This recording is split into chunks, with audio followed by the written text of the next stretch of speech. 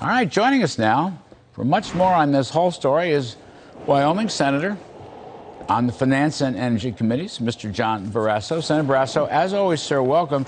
Let me just start with this macro idea. It just seems to me from a distance, what you got here is they want to reduce the world's energy source because fossil fuels is what people use, including coal, and they want to raise taxes, which strikes me as a terrible idea. It's an austerity model. It's not a post-pandemic growth model. What you thinking about that? Well, you know, the American people this weekend said this president is out of step with them. Only 22% of America thinks this president is heading us in the right direction.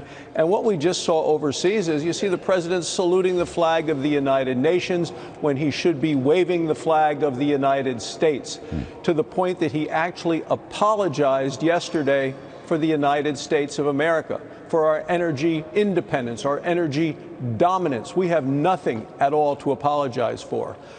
Day one, he took an axe to the Keystone XL pipeline. You mentioned what he did in Alaska to stop energy production, what he stopped on public lands, and people all across America are paying the price they're paying what, $1 more a gallon since the day he became president, so it's about $25 more to fill up. And what is his solution?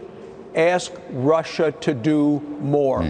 Today in America, we're using more energy and oil, that is, from Russia than we are from Alaska. That is a national disgrace. We are sending jobs, we are sending our money to people who are our enemies. Who's going to win? The big jackpot, Russia, Iran, Saudi Arabia. This is just wrong, Larry. It's really, as I said, I don't want to be too cynical, but I have to be. It's drill, Moscow, drill. It used to be drill, drill, drill here at home. We're 2 million barrels per day short. We were doing 13 plus, now we're doing 11. We never had a recovery. And that 2 million barrel shortage, Senator, is probably the main reason why gasoline prices have gone up, whatever, 50, 60%, and probably aren't finished yet. Now, let me just ask you this. With a straight face, he and, climate czar John Kerry are saying, well, they want the Saudis and the Russians only to produce more in the short run.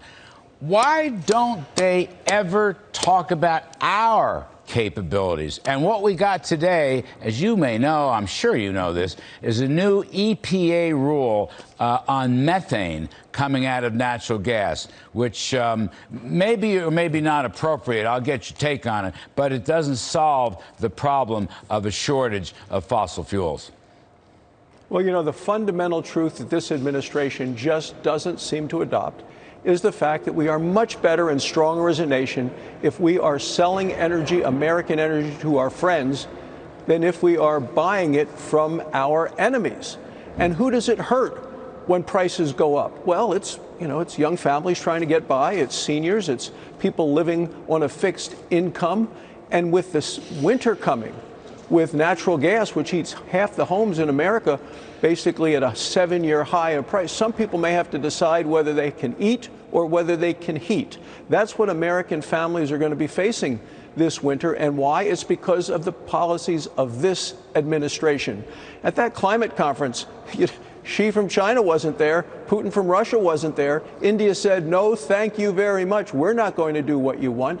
Emissions, Larry, as you said in your opening statements, emissions in the United States have been going down dramatically for the last 15 years. We're not the problem. There are others that are the problem, and we need to make sure that we're focused on our country, our energy needs. There is something to be said about energy being used. Energy is called the master resource for a reason. Powers our economy, our jobs, our military.